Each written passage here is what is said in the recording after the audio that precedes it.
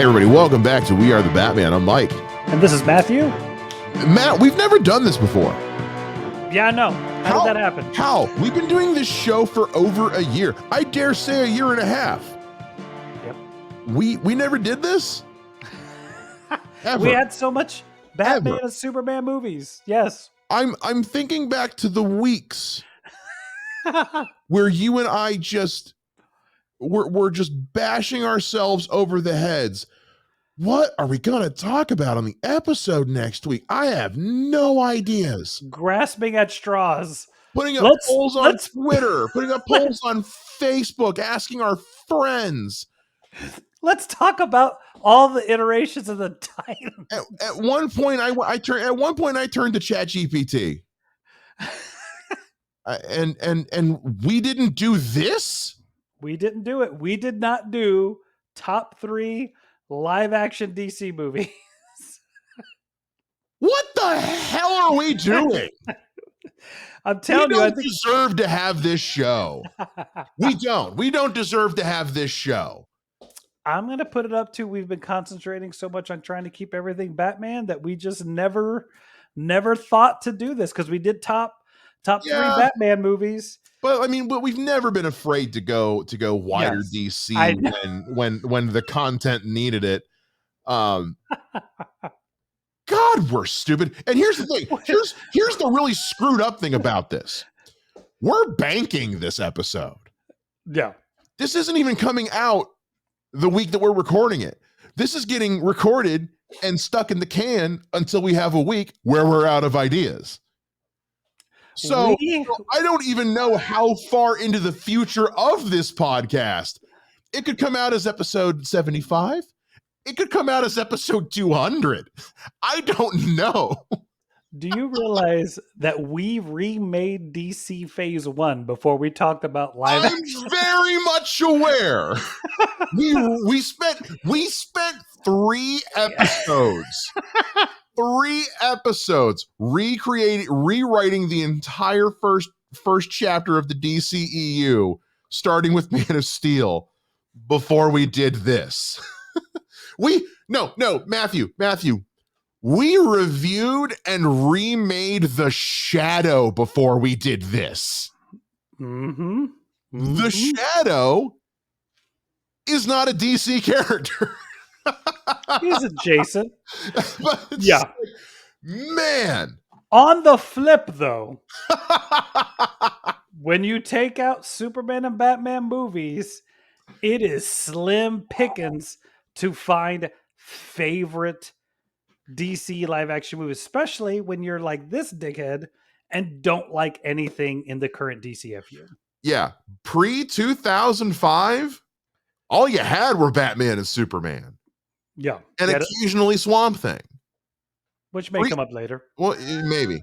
Pre-2005, because we said, we'll do anything that's not Batman and Robin. And then we were like, how many movies does that leave? I was like, it says there's enough in there to make a top 5. 4. There was not.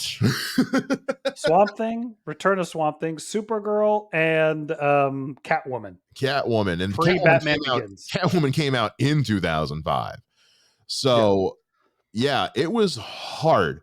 So we did so then it was like, man, maybe it's a good thing we didn't try to do this all that time ago, because at least now in the time since we've done this show, more DC stuff has come out. And if anything, that will give people a window into whenever the hell this episode comes out, because as of right now, Blue Beetle is about a week and a half old.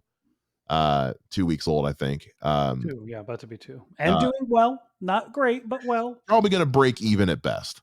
It's got legs. We'll see. But it's got a lot working against it, unfortunately. So who knows? Maybe by the time you guys listen to this, it crossed $1 billion.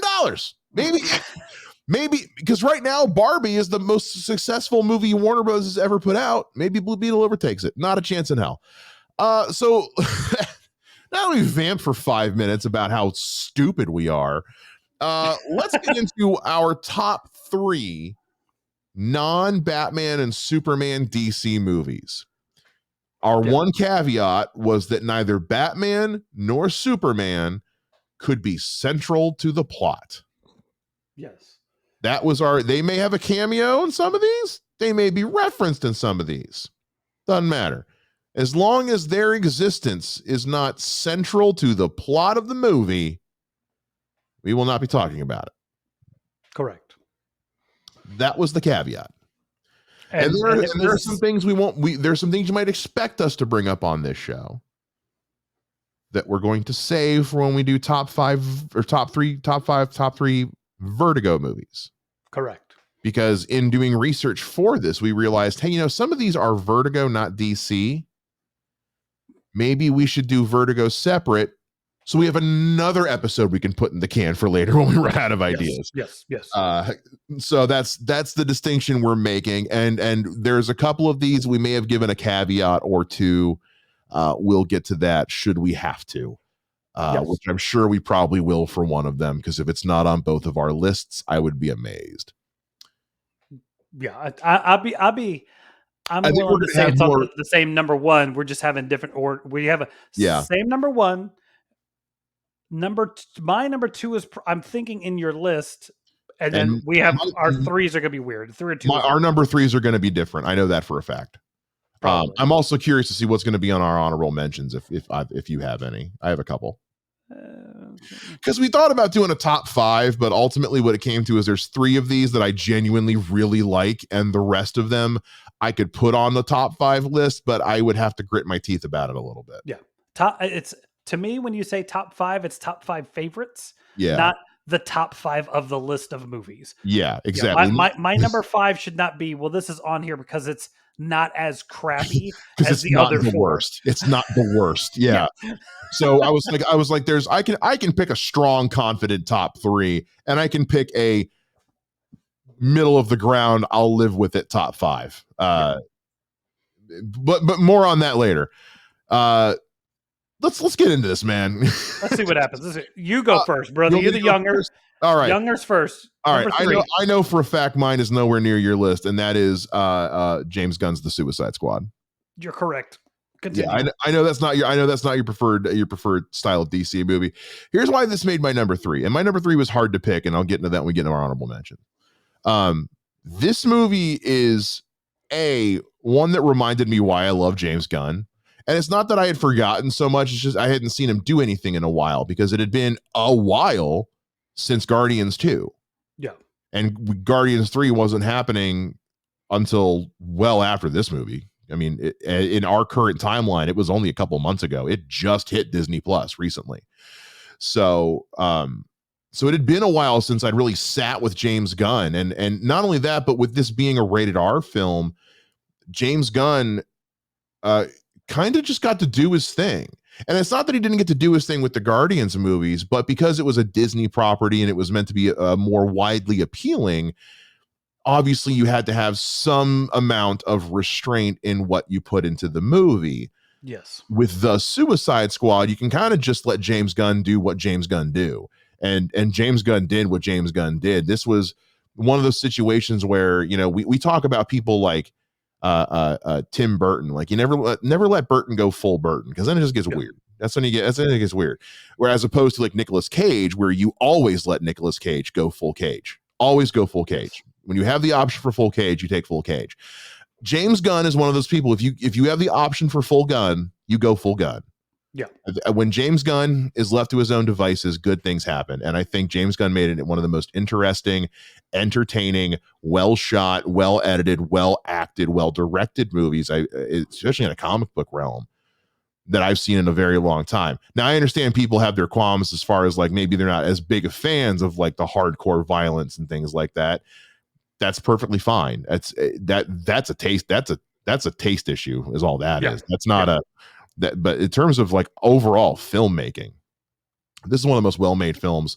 I don't feel like a second is ever wasted. And sometimes I get a little tired of like gratuitous cameos for cameos' sake. When we talked about Batman and Robin and how you didn't need Bane in the movie. He contributed absolutely nothing to the movie. But when you look at like even the smallest character cameos in this movie serve a purpose.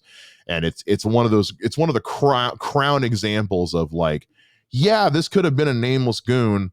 It's more interesting to make it a known character, though. Yeah. No, I think like it didn't grab me, but it wasn't like this sucks. It was just one of those like some of this is cool, some of it. I mean, the biggest crime this film committed is not James Gunn's fault, and that is the only thing I liked about the first Suicide Squad was Will Smith as Deadshot. So the Oh, fact that so him not he's getting back. yeah, him not come back, I was like, and then it was just so obvious, like you just wanted to replace him. Like, was there a point where they finally went like, okay, no, we can't just have Idris Elba be Deadshot. Let's Yeah. make him was he Sportsmaster? No. Crap on a cracker. I forget his character's name. That's sad.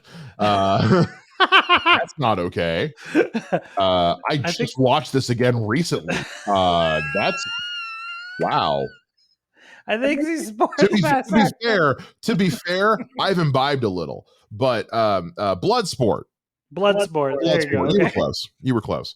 I was gonna say he's not Sportsmaster, but that would have been cool. I actually wouldn't have. Sportsmaster seems like the kind of character James Gunn could have some fun with. Put him in Peacemaker season 2. Seriously, Yeah. put Sportsmaster and make that. Oh, there you go. Good villain for season 2 is Peacemaker. Yeah, Idris Elba was announced way early in the production of that movie because I think, from what it sounds like, is there was a lot of hardcore contract negotiations with Will Smith, where they were trying to get him back, but kind of like you, this type of movie isn't his bag. Like, this type of movie isn't the kind of thing Will Smith usually does, especially not these days. He's always tried to have a wider appeal to his stuff. Even Bad Boys, as risque as Bad Boys gets, it still has a pretty wide appeal. Yeah. This particular brand of comic book movie is got to have a much more niche audience, particularly to an audience that isn't really where Will Smith goes, like the really super raunchy stuff. So I get why Will Smith would probably ultimately want to stay away. But yeah, you don't want to just recast.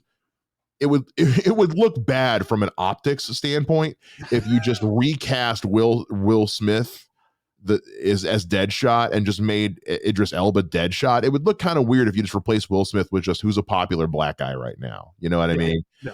So at least give him a different character. And all the characters in this movie, for the most part, are meant to be kind of deep cut. So Bloodsport was a good one to go with because you also get the fun play around he has with John Cena as Peacemaker. Yeah. And ultimately, I have to give this movie props because it does lead us to that great, fantastic Peacemaker show. Yes, it does. Also, props to them for doing Starro the Conqueror. That took guts. This movie, for whatever you may not like about it, this movie, they took chances with this movie. They made choices. And I think for the most part, they all worked. I think that this is just honestly, this is the Suicide Squad movie the first one should have been. I think so. Yeah. I think when I watch this movie, this is what I think of when I think of a Suicide Squad movie. Not the Suicide Squad versus Enchantress where we rip off the first arc of Justice League Dark. Like that's anyway. And then nobody dies because it's not. And then Joker has no reason to be in the movie in any way, shape, or form, but he's there. No. Anyway, moving on. All right, what's your number 3? My number 3 is Swamp Thing. Just because I wanted to talk about it. I know you did. You were so bummed when I told you I didn't like this movie. I was hoping you hadn't seen it and you would watch it and we'd have fun. So to full disclosure, guys, I don't particularly care for this movie, and I'm usually more on board with stuff like this. I saw this movie way late in life. I saw this movie after I'd already seen the Swamp Thing series on DC Universe. And that is a significantly better example of good Swamp Thing. And so it kind of ruined this one for me. Yeah. This one is one of those, like, this was an HBO staple back when they didn't have a lot of movies. So I think I watched this movie at least 20 or 30 times as a kid. And it hit all the different, like, buttons for me. It was a comic book. There was crazy sword fight, blah, blah, whatever. It had Adrienne Barbeau, which is kind of funny because when I rewatched it for Fanboy Junction, I don't know if I only had watched it on like HBO or TBS, so I've forgotten that there was the weird nude scene of her, or if it just wasn't in the cuts of the things I had seen, because that caught me off guard, and I'm really glad I wasn't watching it with my son, because it's not even like a, hey, look at her. It's a, hey, look at her. So. Oh, yeah, no, it's not subtle. Yeah. It's not subtle at all. Yeah. That's kind of the way, because also you got to remember about so, this movie comes out in 82. Yeah. PG-13 isn't a thing until 85. Yeah. This is still the first PG-13 movie is Red Dawn. I thought it So was in Temple of Doom. the Temple of Doom is what created the PG-13. Okay. There you go. Temple of Doom creates PG-13. Red Dawn is the first. Don't ask me how I know that. It's a much longer story than I like to tell on the podcast. No worries. But so this is back when PG was like, you were going to see everything from the occasional crap or damn to boob. I mean, Yeah. Howard the Duck was rated PG. Yeah. And you see duck tits in the first 5 minutes. Yeah, you do. Yeah, Duck you do. tits. Woo! Anyway. All right, I'm gonna stop because I was about to go with you. Anyway, I'm just gonna ruin some childhoods right there. Anyway, I'm sorry I interrupted you. Please. No, please. you're fine. You're talking about a movie you like. Go ahead. I really liked it as a kid, and I hadn't watched it in probably 20 or 30 years and watched it. And I was like, man, this movie kind of oddly holds up. And I think the biggest thing that kind of surprised me is that so many of the movies back then, the girl was the damsel in distress. Right. And even though he does save her a lot, she tries and she gets in a gunfight. She only calls on him, or he only comes help her when she gets way in over her head.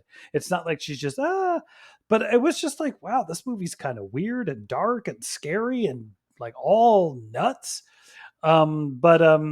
Yeah, it's just one of those weird, like, I need to see if I can find an edited version so my son can watch it, see what he would think about it. But, at the same time, the costume's horrible. Yeah, it's not great. It's not great. It's really not great. It's not a good look. The thing with this movie is every time I watch it, I can tell they're shooting on a set. Yeah, there's some of the stuff where you're like, this is a set. And again, I get that it's 82. Yeah. So suspension of disbelief, like it's 82. It looks like they're on a set. They did not have a lot of money to make this movie. That's for sure. No, it's Swamp Thing in 1982. Of course not. Yeah, and that's the weirdest thing. Like, I think we talked about it earlier. It's like, what? Why Swamp Thing? Yeah, Batman's been out. Superman's had 2 movies. Batman had a TV show. Batman hasn't. The only thing we've had at this point has been the Adam West Batman movie. So this is just one of those weird, like, did they had just got the rights? Like, what made them do Swamp Thing? That is just so freaking weird. So here's the thing. Okay, this movie comes out in 1982. It has a budget of $2.5 million. No. Oh, I'm not done. Batman the movie comes out in 1966. It has a budget of $1.3 million. So its budget was barely more than that of the 66 Batman movie. And the 66 Batman movie, I think, looks better than this one. And I don't mean to keep dunking on your number 3. I really don't. Oh, no, you're fine. I'm not upset. But I keep doing it, and that's rude of me. But yeah, here's what I'll say. Here, I want to say some positive things about this movie. Okay. It launched some DC careers. Yeah, it absolutely launched some DC careers because Adrienne Barbeau goes on to voice Catwoman on Batman the Animated Series for its entirety. And then you get Ray Wise, who has had a pretty goddamn good career since this movie and is also an Akron, Ohio boy, just like me. I'm just throwing that out there as well. There you go. Went to Kent State. That's where my brother went. Like it's not like this movie kills anybody's career. Yeah. And people, I will say, I know I'm kind of in the minority here. Most people like this movie, or at least have nostalgic love for it. Yeah. I totally get that. It's just because of when I saw it. Yeah. I saw it in my 20s after the better Swamp Thing. Yeah. And see, this is one of those, like, I wouldn't mind going back and watching it again. I can't say that about most of the other films in this list of live action DC films.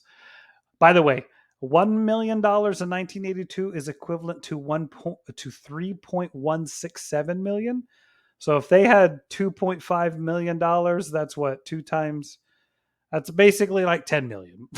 Just under $10 million budget. So they had, in 2023 terms, they had a $10 million budget. Keep in mind, Deadpool had 65. Yeah, man, they had to use like that to make a costume, to get all these, just film in a swamp. but you know what I think is this ultimately the reason this movie is even I think as good as it is because Wes Craven's the one running the show. Yeah. I mean, you put I mean, because if you're going to make a Swamp Thing movie in '82, of course you get the King of Horror. Yeah. That's a no brainer. That's like when they got Tim Burton to do the Wednesday show for Netflix, and I realized how was it taking us this long to have Tim Burton do anything with the Addams Family? He should have been doing it this entire time. So when you get something like this, yeah, you get Wes Craven. Wes Craven's riding high right now. Yeah. And I think that's what I don't hate the movie. It's just not my thing. But I think what makes it as good as it is the fact that you've got someone as like Wes Craven, who's from the horror realm, and you talk about low budgets. This is a man who knows how to stretch a tight budget for a film. Indeed, and look, it's. I was 8. It was adventure. Right. It was fine. It's again. Yeah. let's move on before I make this any more controversial. No, you're fine. I'm just playing with you. All right. So I think at this point, I'm wondering if we have the same list. We might have the same list because I know you know what my number 1 is. Yes. Okay. So number 2, I have Watchmen. Yeah, we have the same list. We have the same list. Okay. Yeah, I had a feeling. We almost, well, no, it would have been the same because the only one that I was debating on was my number 3, really. Zack Snyder's Watchmen. This movie rules, man.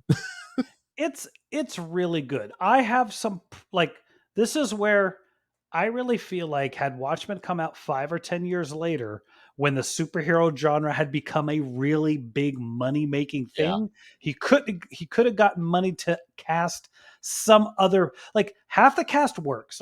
Dude, Jeffrey Dean Morgan as a comedian, just perfect, flawless.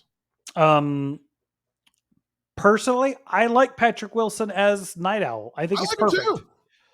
I'm struggling to think of anybody in this cast I'm not on board with, honestly. I think Malin Ackerman is not what could have been that great with that character, but I mean, whatever. I'm looking at the cast list right now. I think she's fine as Laurie. Honestly, she's okay. It wasn't she's one of those I don't know off the top of my head if I could think of somebody better. I just don't particularly think she did it for me in this role. Okay. But Crudup is Dr. Billy Crudup is Dr. Manhattan is. I think he's so good. He's really, really good. He's one of those that I'm I don't know if getting somebody else in that role makes that role better. If that makes sense. The only name I saw, I haven't done a whole lot of research, but the only name I remember seeing that they also considered for the role was Keanu Reeves. That's not a joke. Which I don't think that at this point in Keanu's career, I don't think that works. No, my biggest, I think the biggest error in my opinion of the casting is Matthew Goode as Ozymandias. I don't think he works as that character. I think that should have been your name. So originally, I know Zack Snyder wanted Jude Law for that, and I think Jude Law would have absolutely crushed that. Yeah. I don't know. I liked Matthew Goode's look. I liked his look as Ozymandias. I thought he looked the part. There were times in the movie, I will say this, as somebody who didn't read the book before watching the movie, I pegged him as the villain the moment I saw him. Correct. And the thing of it is my biggest problem with him in this movie is it's obvious he's all costume. He's not a big guy. And that kind of stuff gets on my nerves. Which is a bummer because he is Matthew Goode is he's a big, tall dude. I don't buy him as Ozymandias all the time. It's just he's really good at being evil. Yeah. He's very good at being evil, but he's not supposed to be evil. If they were, it should have been Brad Pitt. That's all I keep going to is it should have been Brad Pitt. Well, apparently they considered Tom Cruise for this at one point, which absolutely not. Absolutely not a chance. I don't want to watch Ozymandias run around for 2 hours. Okay. I don't know. I just want to see if they do the music. But I mean, but we're kind of burying the lead here. I mean, Jackie Earle Haley as Rorschach. I mean, come on, I think he's really good. that is oh He's one of the, he's kind of, in my opinion, he's like Billy Crudup. Like he does a really good job. I can't off the top of my head think of somebody who would be better. I don't know if I would replace him, but it was fine. Like I just didn't.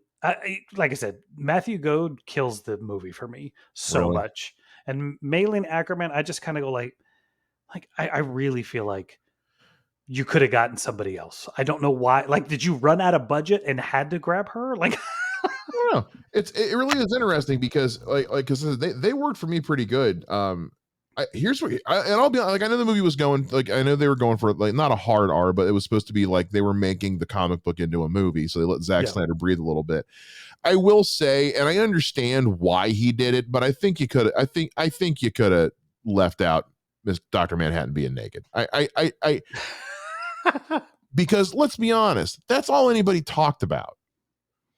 The only thing anybody seemed to want to talk about was the giant blue dick on screen, and I get it; it's hilarious. As a comedian, I appreciate how funny that is, but it kind of took over the conversation of the movie, though. the problem with it, in my opinion, is that like, okay, you could have made him naked, but you didn't have to make it bounce. Like, well, but that's where it gets really like. That is not what I thought you were gonna say. Because all I thought, I remember telling my daughter this. I'm like, dude, do you think someone volunteered for that job, or was that the new guy? Because someone had to animate it. It's CGI. So you want to know who the digital fluffer was? Is that what you're saying? Yeah. All right, we've got him walking, but I need you to go in there and just make it sway back and forth. But here's why I actually make, and I realize it's a weird thing to make a big deal out of, but the reason I make a big deal out of it is because at other times in the movie, he's got like a Speedo on. So clearly he has the option to not have his swinging low sweet chariot. So why do it in this one scene when you've already established he can wear underwear and you see him? It only ever happens in this one moment in the movie. I thought it was twice because I saw it in IMAX and it was like, wow. Oh, so it was just all up in your face. Yeah, you're just like, holy, I'm glad this isn't in 3D. You got teabagged by Dr. Manhattan, basically. Yeah. But seriously, like in all honesty, like it felt like a choice, and I am nothing if not a fan of Zack Snyder's choices, because man, when he swings for the fences, he swings hard. I don't know. It felt like either do it or don't do it. Like, don't do both. Go or just do the thing where he just doesn't have a dick. Because what does he need a dick for? Honestly. Yeah, my thing, like, yeah, keep on the Speedo. But no, I liked this movie. This is one of the rare times I'll say this. I like this way better than comic. I like it way better. Really? Yes. I don't know how I feel about. See. That's a question I've never asked myself, and I honestly don't know how I feel. Well, because honestly, I'm not a fan of the book. I'm not a fan of the comic. I don't like the squid thing. I think what he did is cool. You don't like the pirate story? The pirate story is weird, but like when that big squid drops, and I'm just going like, what am I? It's weird. Why? So the change they make in the movie, I think, is perfect. Yeah. I like that you actually see the quote unquote mystery figure kill comedian. Like, there was some stuff, like I liked a lot of the action. I liked what they kind of added to it. Well, having like actually seeing comedian get killed at the beginning of the movie sets the tone immediately. Yeah. That lets you know, like, right away, like, this is the movie you're about to watch, guys. Yeah. Settle in. Buckle up. We just killed who you thought was going to be, because Jeffrey Dean Morgan as a comedian was front and center in every trailer. Yeah. Oh yeah. So it's like, hey guys, that guy that a lot of you can, this is pre-Walking Dead. Yeah. You know, so this is Jeffrey Dean Morgan on a kind of his first career run where he was getting noticed a lot. Like, we just killed this guy off in the first 5 minutes. Yeah. You don't know what's going to happen. Anyone can die in this movie. Yeah. So I appreciate that choice of like, yeah, like this is not, because this is Batman Begins is out at this point. Yeah. And there's one thing I will say: Carla Cugino can do no wrong, and she continues that trend in this movie. Oh, Carla Gugino is a treasure. Carla Gugino is the world does not Hollywood does not deserve as talented an actress as she is, because that whole story arc of her with her and the comedian and her and her daughter. Yeah. Oh, that can go wrong so many different ways on screen if it's not handled correctly. And I think both her and props to Jeffrey Dean Morgan, who had to play a truly despicable human being in one scene, couple scenes, really. Yeah, the movie. In the movie. I mean, there's like two scenes where he's genuinely disgusting. And Carla Gugino handled all of her scenes with an incredible amount of dignity in her portrayal. Even the scenes where like she's older and she's kind of a train wreck. It's like, man, she is still somehow just showing some level of grace through all of this, especially once you find out the story. It's like, nah, you know what? Let her drink. Let her have that. Obviously, it's like, man, that if I was her, probably be doing the same thing. Honestly, she has been through a lot, and she has had to live with a lot on her own because she chose to keep her own secrets, which obviously, I wouldn't tell anybody. I don't think I could. Yeah. Ever since Son-in-Law, I've been deeply in love with that woman. And yeah, gosh, she was in Son-in-Law. And I had this weird moment one day where I was like, okay, do I really, really like Carla Gugino? Because she reminds me of my wife. Or you told the story. Yeah. Or did I marry my wife because you're my, and I don't know which one it is, and I don't care. My point is, it was just kind of one of those like, okay. But yeah, she's awesome. She's been so fantastic at so many different things. Yeah. And she's one of those like, yeah, you don't replace her. She was fantastic. And the weird thing is she could still do it again now. For sure. When we did reboot of Watchmen for Fanboy Junction, I moved it to the 80s because I was like, everybody in this movie could just play the character again. Oh, absolutely. Absolutely. Yeah. It's not even a question.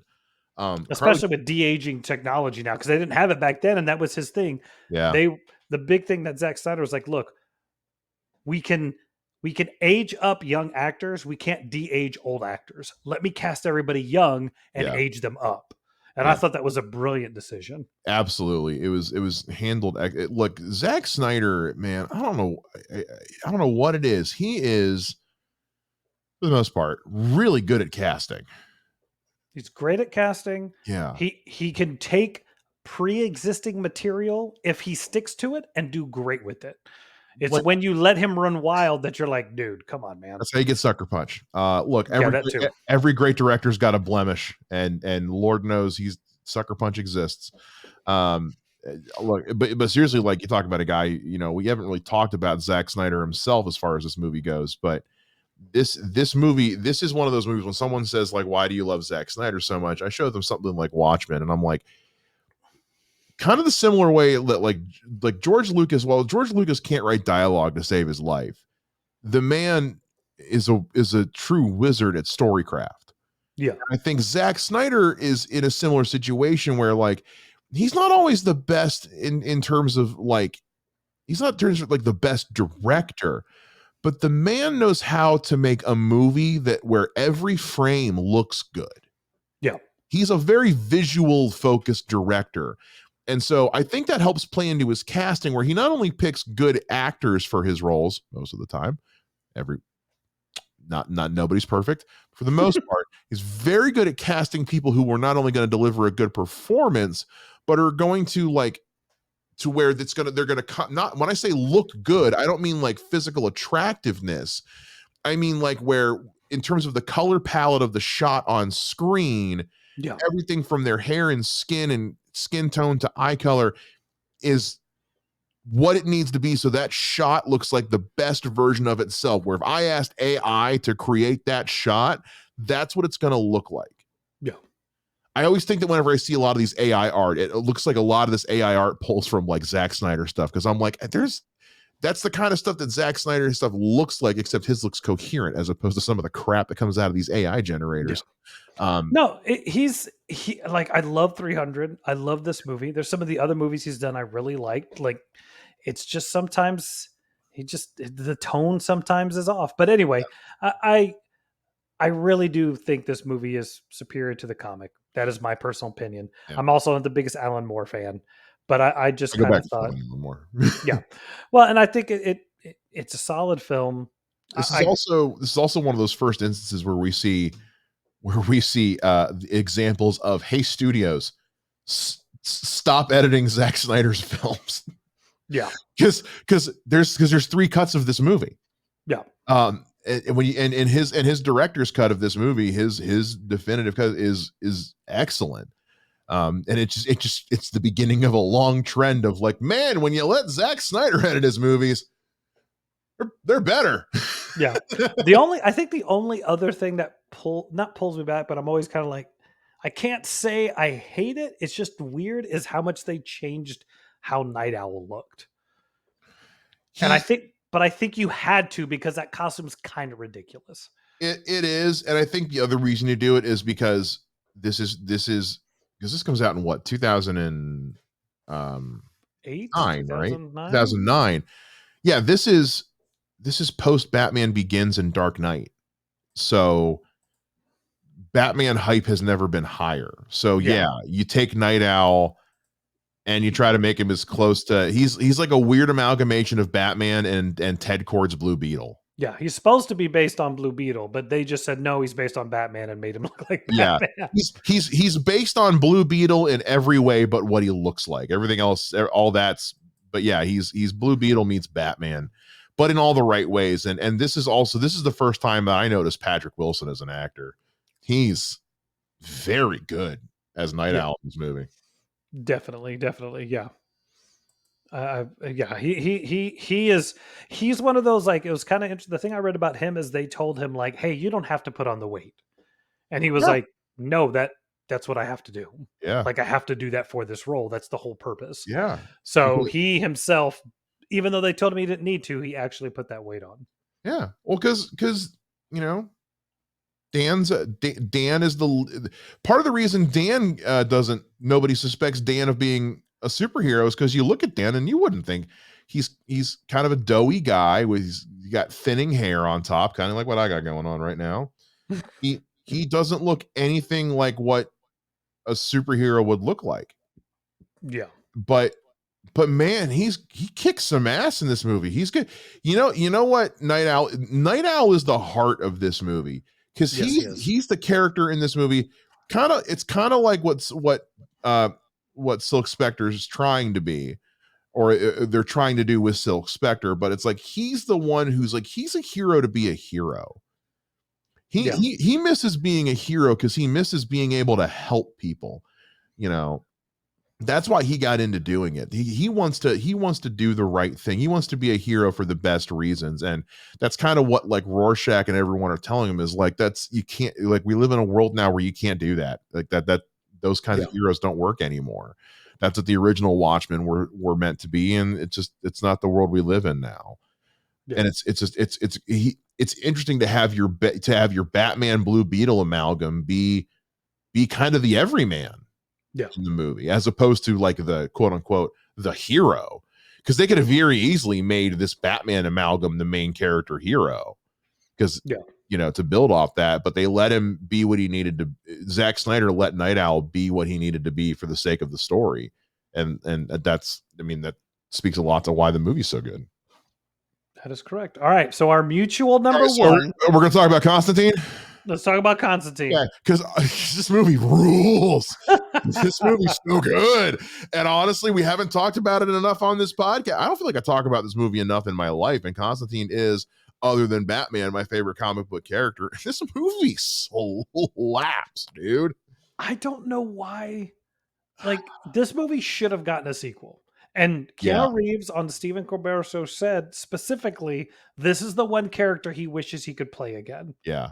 And you can tell again, like, and I think part of the reason this movie didn't do as well is because at the time, people I remember this specific. I remember seeing like Entertainment Magazine headlines about like people were pissed that he wasn't British and he wasn't blonde and his suit didn't look right. People like fans, like a lot of the fans they were counting on to go see this didn't go see it in theaters because Yeah. they were miffed. Can you imagine if that was all? I mean, like when you look at what people get pissed off about when it comes to movies these days, it's like, man, remember when that's what we were worried about, was just Yeah. his hair wasn't the right color? Because yeah, that's those are the two biggest differences. But this is a Constantine movie in every other capacity. Keanu Reeves is usually known for being such a nice guy. Man, he does a good job of playing a dickhead like John Constantine in this movie. Well, and it's that whole thing. Like, this is where his, I don't want to say limited acting range. Let's be honest. Like, Keanu Reeves Yeah. is a movie star, but like he's really good at what he does. Yes. And this is perfectly like, you get somebody like Keanu who, take it or leave it, sometimes his characters aren't super in depth, but that's kind of what makes Constantine. He doesn't connect to anybody. He doesn't care about anything. And it's perfect. My favorite thing, my favorite moment in the movie, or one of my favorite moments, is when she's like, can you point me in the right direction? And he just points to his own door. Yeah. Yeah. It's like he doesn't do as much quipping in this movie as I maybe would have wanted, but Keanu Reeves oozes sass and oozes charisma in this movie. My favorite scene to this day is when he pulls a fast one on the singer from Bush, who I don't know why he's in this movie, but he's also really good in this movie. Oh, he is very good. Everybody's good in this movie. But when Constantine is basically like threatening him with absolution to get him to confess, then he just goes, by the way, you have to ask for absolution, asshole. Yeah.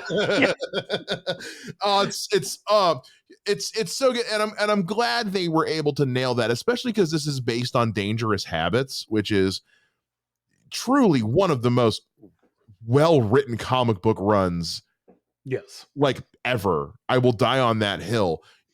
It's a story where a guy pulls a fast one on Satan and it makes sense. Like, that's not easy to do. It's wild, man. This movie it's so good. Like, we don't see Constantine done again ever. Like, I was going to say but ever, until Matt Ryan steps up.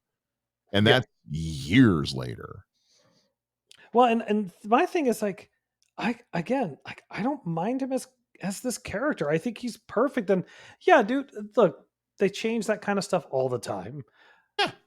And I'm like, like, this is where I get into that whole like, look, nobody knew who Constantine was. I appreciate fandom went nuts, but like, no one really knew. I didn't know who he was at this point. This was my first exposure to Constantine. Yeah, so that's why I always crack up when like, oh my gosh, da, da, da. And I'm like, you guys didn't know who he was. Why are you upset?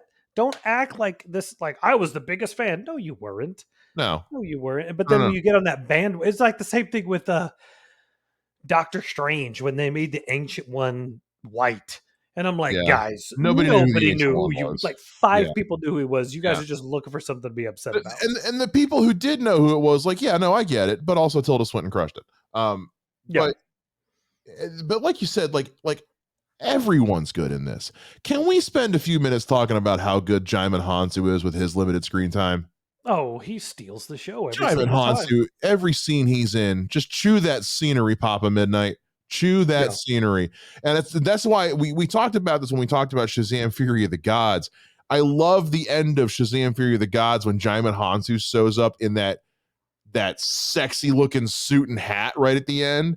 Yeah. It's basically the same suit that he wears in Constantine as Papa Midnight. And I remember seeing that in the movie and being like, that's going to be on the IMDb trivia page for this movie in a few months. If you've never scrolled the trivia page about movies on IMDb, do it. It is a rabbit hole you'll be glad you went down. And it makes correct. Makes for great cocktail facts. Djimon Hounsou is so good because Papa Midnight is a character that can go real racist real quick. Woo. Man, he Djimon Hounsou. I mean, Djimon Hounsou is always good. But this is before Jaimin Hansu was like now Jaimin Hansu's in fucking everything. Yeah. And as he should be. But he's so good in this. And I was actually, you know, as somebody who this was his first exposure to Constantine, after reading the comics and then watching the movie again a few years later, I remember thinking like, I'm actually kind of surprised given where Hollywood was at the time that Papa Midnight wasn't the villain. Yeah. But then again, if Papa Midnight was the villain, we wouldn't get Peter Stormare as Lucifer. Yeah. It's really good. Like I think the only nitpick problem I would have with this movie is that if you've ever seen the movie The Prophecy with Christopher Walken, no, it's very much like the exact same ending. Oh, really? Like the last third of this movie is almost the exact same thing. They can't defeat Gabriel, so they get Lucifer to help them out, and then they trick Lucifer into helping them, and they get away with it. It was just really like, wow, that's really almost nearly the same kind of. And it's not exactly beat for beat, but that's like the end of the prophecy is the end of this movie. And I was like, okay, but at the same time, like, dude, Peter Stormare for being in the movie for 5 seconds, fantastic. Like everybody, like Rachel Weisz is awesome. I didn't even, like Shia LaBeouf. I still don't know why people hate him. I've always enjoyed him. I want to point something out to go back to your thing about the prophecy. Dangerous Habits came out. Dangerous Habits, Hellblazer came first. Just saying. Oh, I'm sure. I'm sure. Yeah. Well, and this is what that movie's also one of those weird, like, I don't think anybody's seen it but me. But no, dude, even Shia LaBeouf is good in this. And this is at a time where Shia LaBeouf was good in nothing. Like he was I like him. Listen, he was good in Disney when he was in Disney. This is the first wisps of his career after Disney. Yeah. Like Even Stevens was done, and this was him just trying to get work. Like he did iRobot with Will Smith, no good. This is one of those, but this is when like when he popped up and stuff, it was a bit part and it usually wasn't very good. This is pre-Transformers. Yeah. This is pre whatever the hell else. Honestly, I'm not a big Shia LaBeouf fan, but he's surprisingly good in this. Like really and truly, yeah, surprisingly. Like again, this is a character. This is not my preferred take on Chaz, but with the way it was written, Shia LaBeouf did really good. It could have gotten goofy quick, and I actually think the way that they approached Chaz this particular way, they handled it really well. I even liked the little tag scene at the end. Yeah. Oh, I thought that was great. I thought it was the angel. Yeah, because Shia LaBeouf really gets to like prove he's not useless in that third act. And goes out like champ. Yeah. Oof. Yeah. What do you think of Tilda Swinton in this? I thought it was interesting and weird, but having done some additional studies, I've gone through some weird research I've been doing lately. Yeah. And like it's fine. It works. Like I don't the whole androgynous. There you go. Aspect of angels, like we just don't. There's not a clear understanding of what they are, or who they are, or what it is. So like, yeah, I was like, sure, that works. Why not? It's a very like non-traditional take on angels. Number one, because you hear Angel Gabriel and you immediately think we're going to see a dude. Yeah. And then you hear a woman's voice, and then you realize it's Tilda Swinton, who's a very Tilda Swinton, she's a mother, but she's a very androgynous looking person. Like it's really, she could, if they were doing a movie where she had to gender swap, she could do it easily. And she's also just an incredible actress too. And I'm so used to seeing Tilda Swinton do stuff where like Language in the Wardrobe, where there's a bit, the language is a bit more Shakespearean, that kind of thing. Yeah. Or even like in Doctor Strange, where she's speaking in kind of a mystical affectation. Yeah. In this one, like you get the Angel Gabriel played by Tilda Swinton, who just leans down into Constantine's face and just goes, dude, you're fucked. Yeah. Like she kind of gets to be like a bit of a bro. And it's also just like, as far as adaptations go, it's not the most like panel for panel adaptation, but talk about a good adaptation of story themes. Like it hit all the stuff from Dangerous Habits that it needed to. Yeah, and I think like sometimes you like, look, sometimes you get lucky and you can do panel by panel like Zack Snyder did with 300, Yeah. and sometimes you can't. And I think, sometimes you go panel by panel like they did with freaking oh my gosh, Sin City, and it doesn't work at all. You know, I like parts of the first one. yes, The I second do. one's a train wreck. No, but there's some of it where I'm like, you should have just translated this for screen. You didn't have to go verbatim. Um, Yeah. but I think that's what this is like. You get you move it to LA, you get him as the role, Keanu as a role, and I think the way that they pattern everything around him works perfectly. So Here's an interesting fact about this movie. This is one of those cocktail facts I picked up from an IMDb trivia page, and it's kind of fun. I've written trivia questions with this fact. The weapon, the Spear of Destiny, that is kind of the Chekhov Spear of Destiny in this movie. You know what other comic book movie that was featured in? Hellboy. Hellboy. It's the exact same prop. Like they literally just used the same prop. And Hellboy was a year before this one. I think that's just kind of excellent. I don't know why I love that fact, but I love that fact. Because I think Ron Perlman's Hellboy movies are criminally underrated. That is correct. They are very good movies, both of them, and I wish he had gotten a third one. The David Harbour one was not good, but David Harbour was very good in it. Constantine, man, this movie, like, it's just this is the movie that reminds people why they love Constantine so much. Like, if you can get past just the look and the voice being different, I mean, this movie is really good. It's really good. It's really good. It's like, my thing is like, had it been, it was still taking place in London and it was Keanu Reeves, totally get everybody's complaint. But the fact that they moved it to LA, he's a guy from LA. Like it doesn't change. Well, but also anything. Anyone who's ever heard Keanu Reeves try to do a British accent knows it's best if he doesn't. We all saw Dracula. Yeah, don't do that. Yeah, man. This is a movie, like we've talked about in doing like our Batman breakdowns, and that we've talked about movies that like the Adam West 66 Batman. Like, I go back and watch that maybe like once a year. Same with Michael Keaton's Batman. I watch it like every few months or something like that. I watch this movie a lot. This is a great rewatch movie. This is one that pops up on FX all the time. Yeah, it's a fantastic film. This is one of those that if I catch it, we're here. Oh yeah. If I'm at a hotel or I'm at an Airbnb and I'm flipping channels and it's on, like, all right, this is where we are for the next whatever. If I'm channel surfing and it's on, that's what we're watching. If somebody mentions the movie, that's what we're watching. I'm probably gonna end up watching it tonight, honestly, before I go to bed, now that we've talked about it. Nice. I have a friend of mine who's not particularly comic book geeky, but she fucking loves this movie. So whenever I watch it, I text her a picture of me watching it. He's like, yes, this movie rules. Yeah, man. So like those are our top 3 non-Batman, non-Superman DCs. Matt, do you got any honorable mentions? I got a couple. I got 2. Okay. What you got? One I want to mention is Blue Beetle. Yeah. And the only reason it's not on my list, I've only seen it once. Yeah. I don't know how I'm going to feel about it more. I've watched 2 or 3, maybe it'll knock Swamp Thing down. I've only watched it once. It was in the theater, and I didn't have a great theater going experience. I talked to you about that. Yeah.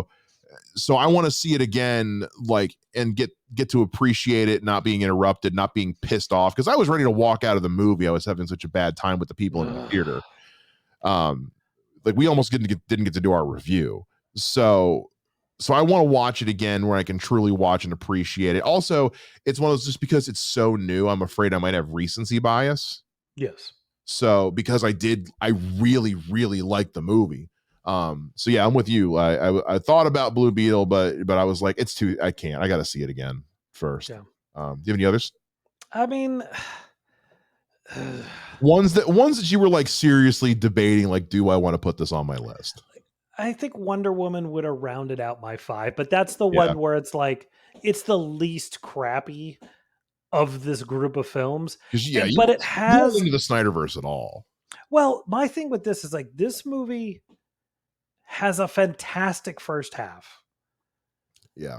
And then just craps the bed in the third act. Act 3 is no good. Act 3 just no good. Craps the bed. So, and it's sad. It's a bummer because you got David Thewlis playing Ares, the God of War. Yeah. And the other thing, this is one of those movies where I go like, guys, there are literally dozens of comics and couple direct to DVD movies. Just Just do those. just do that. Just Guys, it's not hard. Guys, come on. just It's just, but also you got to keep in mind too, and I think that's something, because I was recently listening to another podcast talk about the Black Widow movie, and I think it's kind of a similar situation where it's like it should not have taken us this long for this to be the first one. yeah. Like Yeah. 2017 should not have been the first Wonder Woman movie. We should have already worked the kinks out of that character in film by now. Yeah. And so that was kind of the big bummer, was like, this is the first solo Wonder Woman movie. We've got a Wonder Woman that people for the most part seem to really enjoy, and an interesting take on it. You know, Patty Jenkins is helming this thing. We like Patty Jenkins. And those those first 2 hours are so good. And it's not that the third act like sucks. It's just we've seen this. Well, and to me too, like I don't understand why they did the World War One thing. I Like, do. I mean, I I totally get this movie was trying to be DC's Captain America. This was trying to be yeah, Captain America, and I feel like you should have just done its own thing. it should have done its own thing, especially because like Wonder Woman traditionally didn't have a sword and shield until recently. Yeah, that was a New 52 thing when she got, because when she was like when she was like she's always been a warrior, but New 52 was where she was like a warrior. Yeah, and I just kind of was like, to have her have a shield and be in one of the other wars. It's just like, guys, like you can't not compare this. But I think yeah, it was a complete, like, not a rip off of Captain America, but it's like you're trying to be Captain America. It's working. That No Man's Land sequence it's fantastic. It's a Mwah. fantastic scene. Oh Like, man. there's so much good in this that it just like it does. It's like the moment they go to that airport at the end of the movie, it just like tanks so friggin' Yeah. hard. And I don't know. I didn't need the whole movie to be in the past. You know what I mean? Yeah. And that's why I said, if you've watched the directed DVD Wonder Woman movie, I'm like, oh, it's so good, man. this is your movie. What was the other one? What's the Bloodline or something like that? Yeah, I think it's Bloodlines. That one was okay. It was okay. It wasn't, but that first animated Wonder Woman movie is very good. Yeah. I don't yeah. get it. I almost put that one on there. I also almost put The Flash on mine. I know I like that one a lot more than you did. For me, it was I really liked it. I really did enjoy it. The one that I really had a hard time not putting in my top 3 was Shazam. I really, really liked the first Shazam movie. It was like fun. a lot. Yeah. I really, really liked that movie. That was the one, but that was the one where I was debating before the show, where I was like, ultimately, I like that movie a lot. Gun to my head, I'm picking the Suicide Squad. Yeah. So. Well, and it's like, what else is on this list? Hold on, let me see. A lot of stuff I don't like. like, hey. But again, once you take out Batman and Superman, we're not left with a lot to pick from. Yeah. Well, and like I rewatched Green Lantern within the last 2 years. It was nowhere near as horrible as I thought it was, as I remembered it was. But at the same time, it's not going on a list. No. like DC stopped making movies for a while after that, with good reason. They were in timeout after that movie. Yeah, it was really like, that's one of those again where like I came up with again, that was meant to be their jumping off point for their universe, and it's like, really, that's what you guys swung with? That was your first shot? Wow. Okay. It's so many weird. Well, again, you watch that now and you're like, this was supposed to tie in with Man of Steel? Really? Well, my thing was this. Like, I'll say this: once you got Ryan Reynolds on board, you should have just let him be Ryan Reynolds. Yeah. Pulling back on him being Ryan Reynolds. Ryan Reynolds wasn't like the infallible force of nature that he is right now at the time. Yeah, I know. At the time, he was still kind of in the latter years of just being the funniest actor on screen. Yeah. He wasn't the creative tour de force that he's become. That doesn't happen until Deadpool. Yeah. But no, I think the movie's I'm not saying it's good. I'm not saying it's Yeah. fine.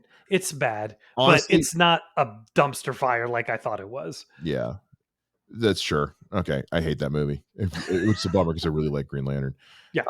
But no, yeah, I didn't. I thought it. You know, every time I go back and try to rewatch Jonah Hex, I like it less. And it's a bummer. Here's the thing: the very first I saw it in theaters, and I remember genuinely really liking it. Every time I've watched it since, I've liked it less. I don't know what was going on when I saw it the first time. I didn't particularly know who Jonah Hex was or who Josh Brolin was. I was just like, cool, it's a cowboy comic book movie. Let me go check it out. And I was super into it. And I'm a teenager at that point. Yeah. Ever since then, I'm like, no, I was an idiot. Or maybe it's just because I've seen such better takes on Jonah Hex since then. Maybe that's it. I've never watched the movie. I couldn't make myself watch it. It's so bad. I don't know. I was too young to drink at the time. I wasn't smoking anything at the time. I was sober as can be. I was a pale-faced little virgin back then. I was really into it the first time I saw it. I don't know why, but I really was. Maybe it was what's her name? Megan Fox. No, God, no, I hate Megan. I've always hated Megan Fox. Oh, okay. Oh yeah, no, I've never liked Megan Fox at all, ever. Keep in mind when this movie comes out, I'm already doing stand-up, and I literally had 2 minutes of my set at the time that was about how much I hated Megan Fox. None of those jokes work. None of those jokes work anymore. But like, no, I hate Megan Fox. Nice. Anytime she's in anything, I'm like, wow, I'm already not going to watch this. Yeah. Now you think Aquaman and the Lost Kingdom is I don't know, because change your list. I thought about Aquaman. I genuinely thought about it. Didn't even make my honorable mentions because it's ultimately it was just like I haven't watched it in probably since it came out. No, I mean the new one. Do you think the new one will change your list? That movie's never coming out. It's never getting released. There's no way. It's not coming out this year. There's no way. There's no way in hell it's coming out this year. We are recording this on August 30th, 2023. We've not seen a trailer. Correct. We've not seen a trailer, and it's supposed to come out in December. This movie's not coming out this year. There's no way. There's absolutely no way. I think I go back and forth. I think somebody said it on one of the other podcasts. Like they just want to put it out there and be done and hope it might do something. Fine, that's all they care about. And drop it on Max. Then drop it on Max September 1st. Yeah. The movie's never coming out. And hey, again, we don't know when this episode's coming out in the future. We don't know. This could be coming out whenever. Yeah. So I'm curious if you're listening to this episode, hit us up on Twitter and let us know if Aquaman's come out yet. Whenever you're listening to this episode, hit us up on by now. If Twitter even still exists, who knows? Twitter might be gone by now. So whatever social media platform we're available, Good Pods. Good Pods is a great podcast app. It's like the Facebook for listening to podcasts. They are not paying us to say that. I am just a fan of that app because you can rate and review individual episodes of shows. And I actually think it's really cool. Because sometimes a podcast puts out a great episode and sometimes they put one out that sucks eggs. And you just kind of want to let them know, not your best work. So let us know, however social media exists at the moment. What if Aquaman's come out, or if you think it ever will come out, or if it ever, because we don't know. I love this joke. I love this joke so much. I love doing this in our canned episodes. We don't know what year it is. Hey, future Mike. Yeah. You ever get that mole looked at? I mean, yeah. So yeah, look, I understand DC has had a tumultuous film history. It has had some highs and it has had some lows, but I think it's safe to say there have been more highs than lows. I really do, because even the ones that maybe aren't as like widely popular have pretty like. Constantine and Swamp Thing were not hugely successful movies. Both Constantine broke even, and Swamp Thing. I mean, I don't know. We don't have box office information for it. I can look it up. You can look it up. All I saw was the budget. So, but people love those movies nonetheless. People go back to them to this. I mean, there are people who hate Watchmen. There are people I don't understand, but there are people who hate Watchmen. There are people who think Wonder Woman's the greatest DC movie ever made. There are people who think Aquaman is really good. Those are people that I kind of want to drink with and see what's going on in their brain. But DC's done a lot of good. And there's a lot of stuff that we just straight up didn't mention because it was stuff that we hadn't seen. Because DC as a comic book company has put out such interesting stories and like one shots and things like that. There's a ton of movies out there that are based on DC Comics you probably didn't even know about. Like Road to Perdition. Road to Perdition's based on a DC comic. A lot of folks don't know that. I had to remind you of that actually when we were making this list. Yeah, I always forget that. There was one a couple years ago with Melissa McCarthy. It was just like a movie about people like living in Hell's Kitchen, and it was based on a DC comic. So like, I mean, they're everywhere. That's the kind of the thing I love about. That's what I love about DC so much.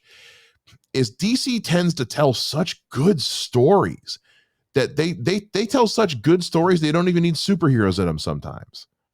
That's what I love about DC, and so that's why some of these movies are so good when they just tell good stories. You got box office on Swamp Thing. It's estimated 3 million, so yeah, it didn't. So it lost money. It didn't even break even.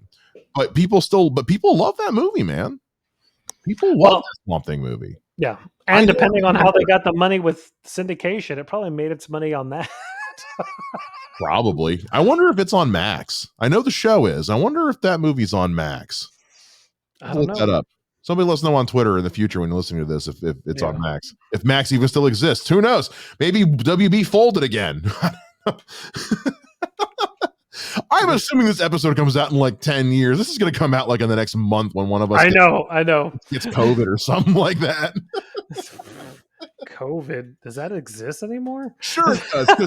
Sure it does. Because you know what? Because we're coming up on the latter end of the year, and for the last 2 years in a row, I got COVID in December. So we are counting down once again.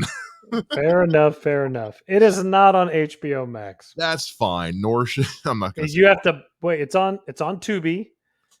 Everything's on Tubi. Yeah, but you'd have to buy it to watch it on Vudu. No. YouTube. Vudu Apple still TV. exists anyway. Look, guys, listen.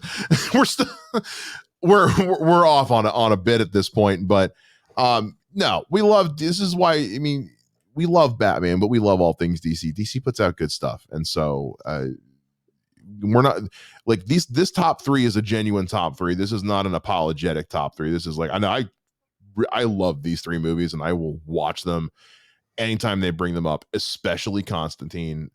Yes. Watchmen and Suicide. I mean, these are all excellent movies. DC's got good stuff out there. It's not just Batman and Superman that puts out good stuff. I know they put out the best stuff, but they're not the only good. If anything, that's a testament to why people should go watch Blue Beetle, because that movie rocks and it should make a lot more money. It's already been slated to come out on Max next month, so I hope it does good viewership on Max. Yeah. Me too, man. Me too. Anyway. Reasons. All right. Well, guys, thank you. Yeah. Let us know what you think. Hit me up on Twitter at Mr. J Ninja. Hit me up on Twitter at Mr. Mike Shea. That is going to do it this week on We Are the Batman, which you can find on Twitter at We Are the Batman. I forgot that earlier. Hit us up on Twitter at We Are the Batman. We'll see you guys again next time. Same bat time, same bat podcast channel. Bye-bye. Twitter might not exist in the future anymore. I don't know.